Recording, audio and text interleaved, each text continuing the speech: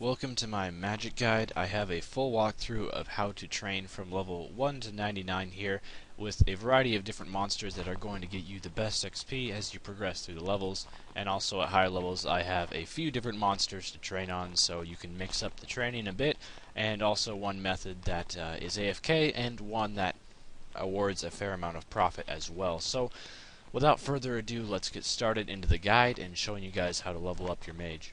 Before we start, I have a few disclaimers. I see magic as a combat skill, and most of my methods will be how to level through killing monsters. Alkene is a slow yet easy way to level magic. I'll be showing you better ways to level. However, Alkene is always an alternative.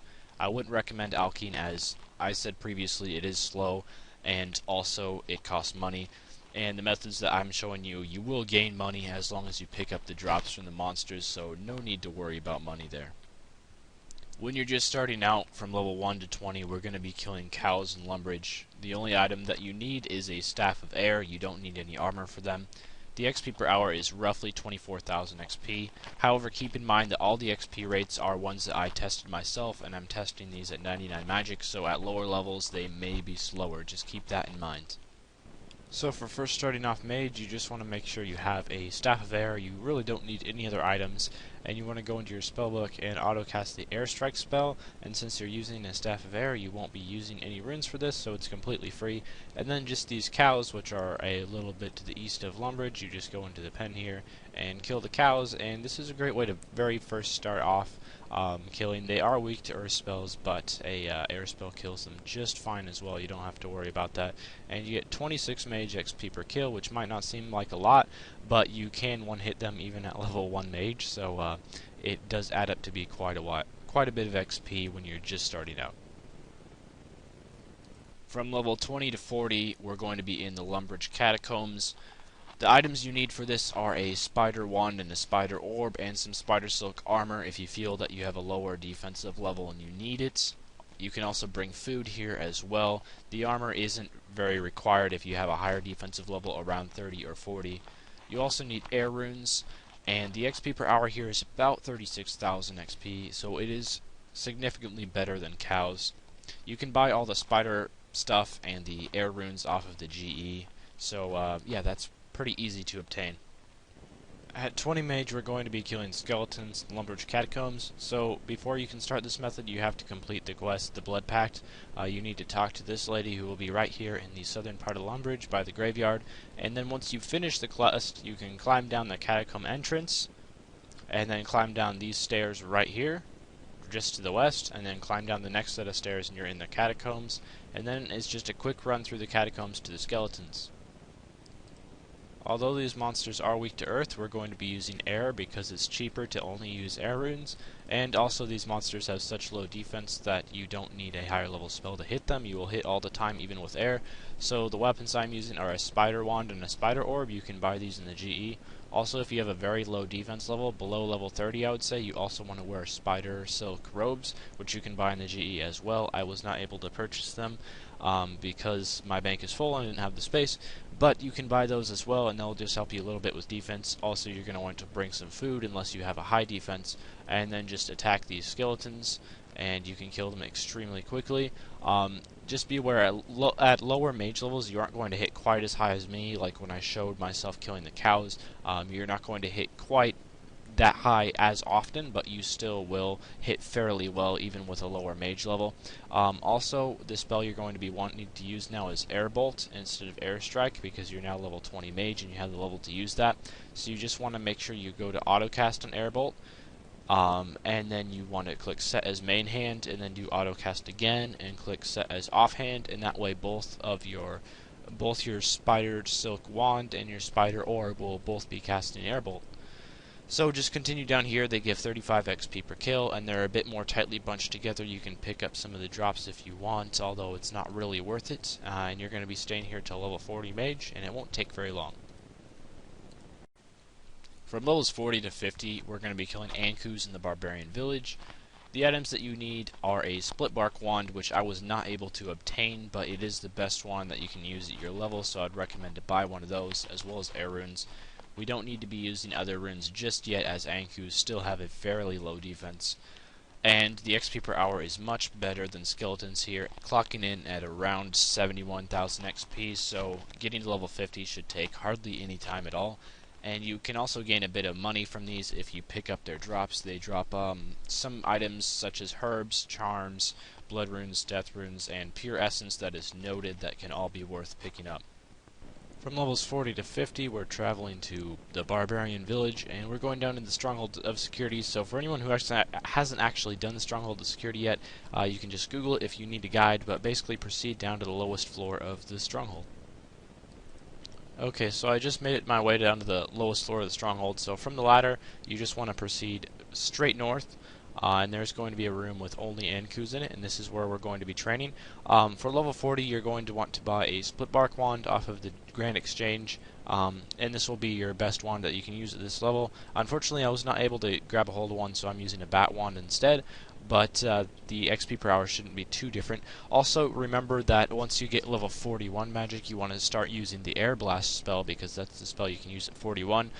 These also do drop a few charms, mostly golds, and they can also drop some items of higher value such as herbs, blood runes, death runes, and noted pure essence. So if you are looking for a bit of profit, you want to pick those up as well, and just continue training here until you reach level 50. From levels 50 to 70, we're going to be killing Earth Warriors in the Edgeville dungeon. This is in the wilderness, however, being PK'd here is highly unlikely, but just in case if you are staying here for extended periods of time, don't bring items that you are too stressed about losing. You also want to upgrade to be wearing bat armor and a bat wand and book, and make sure you bring lots of food as well because they can hit pretty hard. You also want water and air runes because they have fairly high defense, so you're going to need to use a water spell because that is what they're weak to. This is also an AFK spot, so you don't need to be paying full attention to the screen, which is great. Everyone loves AFKing, and the XP per hour is nearly 100,000, clocking in at 98,000 XP per hour is what I got there. The next stage of our journey from level 50 to level 70, which is quite a leap, is we are going to be killing Earth Warriors. We are going to be killing these in the wilderness, so just beware of PKers, but it is an Edgeville dungeon which hardly anyone actually frequents, so it shouldn't be a big deal. A couple things that you want to know is, first of all, you want to be using fairly good defensive armor because the Earth Warriors are level 112, so if you are low defensive level, they can hit you pretty good. You're also going to want some food, so you can last here a while, and also you want to make sure that your Wilderness Multi-Combat indicator, which is this, you want to turn that so that the cross swords are over your head, because if they are not, you will only be able to attack one Earth Warrior at a time, and you won't be able to attack another until that one dies. Another great thing about this spot is it actually is quite AFK. If you stand in the spot where I am standing, only one Earth Warrior can attack you at a time, and they are aggressive no matter what level you are, so the next one will just come right up to you and attack you next. So this can be a very good AFK spot. You can AFK here for 10 minutes until you have to move spots. One other thing is you might want to get a Tome of Frost, since these are weak to water. The Tome of Frost provides unlimited free water runes, and at level 50 Mage is one of the best offhands that you can use. And of course you want to be upgrading to Batwing with a Bat Wand at level 50 Mage, of course. So just make sure you're using the spell Water Blast and dual cast the Earth Warriors. They also drop a fair amount of Crimson Charms and some herbs too, of course. So you want to keep an eye out for those. They're also kind of higher levels, so they might drop effigies as well. But overall, this is just a great way to train, and you should be able to get level 70 in no time. From level 59 to 99, if you have completed the Family Crest quest, you can superheat gold bars using nature runes and a Staff of Fire. You need the gold smelting gauntlets that you get from a reward from the quest, as well as gold ore. You do lose money doing this. However, I decided to throw this in there because I know a lot of people need to train smithing as well as mage, and this is very good XP per hour in both. You get about 130,000 mage XP per hour and 140,000 smithing XP per hour if you are going at full speed. Just keep in mind you will lose money from doing this, and it is not AFK. It requires a lot of clicking, but if you are up to the challenge, the rewards are pretty good. Superheat item is more commonly known as a way to train smithing, but you can also train mage with it as well. It gives about 130k Mage XP per hour, and you also get a lot of Smithing XP per hour as well. So unfortunately I'm wearing Cooking Gauntlets, but as a reward for the Family Crest quest you can instead get Goldsmithing Gauntlets. You can also change them to Goldsmithing Gauntlets anytime by going to the Alcarid mine and talking to the man there in a gold cape, and he'll change them for you. And while wearing these gauntlets, if you superheat gold ore, it will give you 56 XP per ore for smithing and also 52 XP per ore for magic. So what you want to do is put the superheat item on your action bar, and then you just want to press the key on the action bar that the superheat item is on, and quickly superheat a full inventory of gold ore like so. And it's very good XP per hour, and it's not too expensive as well. From levels 70 to 99, this is my favorite method for strictly training magic. You need to complete the quest The Branches of Darkmere, which has fairly high requirements, but because of how good this training spot is, I would recommend just knocking those requirements out and completing the quest if you are serious about training your mage. Just be aware that I do have a full guide on how to kill Virelords down in the description, so if you have any more questions that aren't explained in this video because I don't go too in-depth, check that guide out. I would recommend doing it just because this is a really good method of training. And this is also AFK, you don't have to pay full attention. They do hit fairly hard, but as long as you have decent armor and some food and a healing familiar with you, no need to worry about that. Also, you can just leave Soul Split on and that will take care of all the healing. The XP per hour here is about 222,000 XP, so it is pretty good XP. So for killing the Virelords, this method actually is pretty AFK, and I do have a full, complete guide on how to do this that will be down in the description. This is just going to be a quick run over. I will have to say this is by far the best method, just AFK wise, that I am going to be able to show you. You want to make sure you have that Blisterwood staff that you made during the quest, the Branches of Darkmere, and just have auto retaliate on.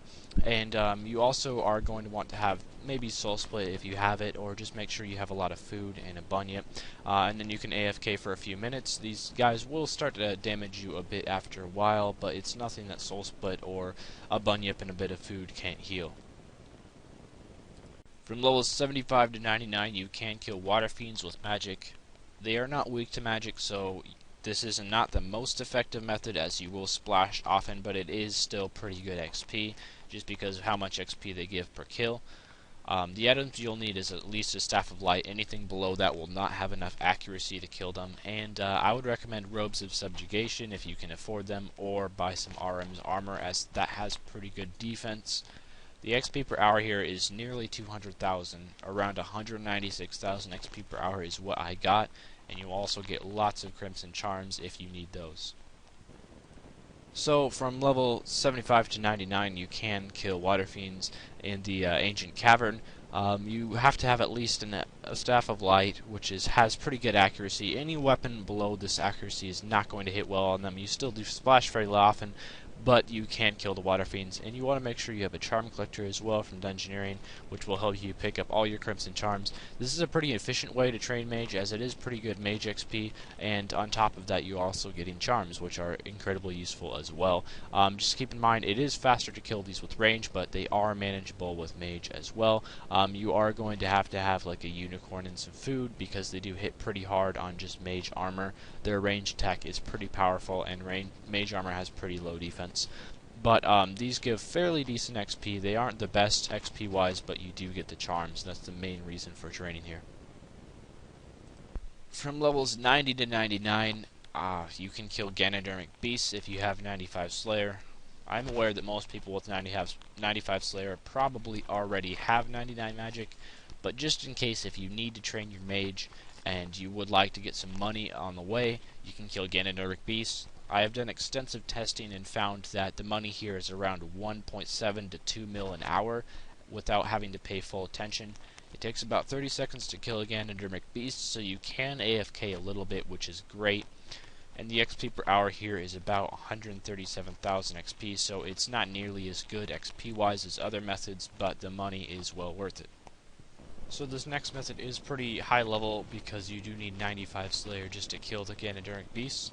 To get there you need to use the Fairy Ring code BIP, which will tell you right outside the entrance, and if you have 95 Slayer I'm guessing you know how to get to Ganodermic Beasts, so I'll run there really fast and then show you guys how to kill them. So once you're here, just attack the Ganondormic Beast, and I just use the Air Surge spell because it only uses air runes. One thing that actually is fairly interesting, if you are using an Armadyl Battle Staff, which provides unlimited air runes, and you have a Bone Crusher, a Demon Horn Necklace, and non-degradable armor, it actually is possible to stay here forever without banking, because you can just use the Soul Split that you get from the Bone Crusher and the Demon Horn Necklace. You don't get enough prayer to Soul Split all the time, but you do get enough to Soul Split, so you will never run out of health. So that's just kind of an interesting fact, but they are very good money. It's about 2 mil an hour here, and it's fairly AFK as well, because it doesn't take too much of your attention. Just camping this one Ganondormic Beast right by the entrance. 2 mil profit an hour, very worth doing if you have 95 Slayer, but not the best XP out there. Here are some other methods that you can use to train your magic, namely being Slayer tasks. These are some examples of tasks that Kuradil and Duradil assign that can give pretty good magic XP. I have here Steel Dragons, Iron Dragons, Bloodvelds, Polypore Creatures, Ice Strikeworms, and Gargoyles. Killing all of these will give you pretty good magic XP, as well as Slayer XP, of course, if it's your task. That's going to be all for this guide. I just wanted to note one thing. I am aware that there is a method of training magic right now in the Abyss, killing Abyss creatures with the ancient magics. If you're into that, you can just Google or check it out yourself. It's a great way to gain effigies and also magic XP. However, I have heard from some pretty reliable sources that there is a very, very high chance that that is going to get nerfed soon. So because of that, I am not going to put it in this guide. But just be aware, if you are watching this guide recently and the Abyss method has not been nerfed, just Google the Abyss magic training, something like that, and that can be a great way to train as well. However, it is pretty expensive since you will be using the Ancients, and I wanted to stick to methods that would not lose you money for the most part. But that's all for my guide. Thanks for watching, and I hope it helped. Until the next guide, farewell.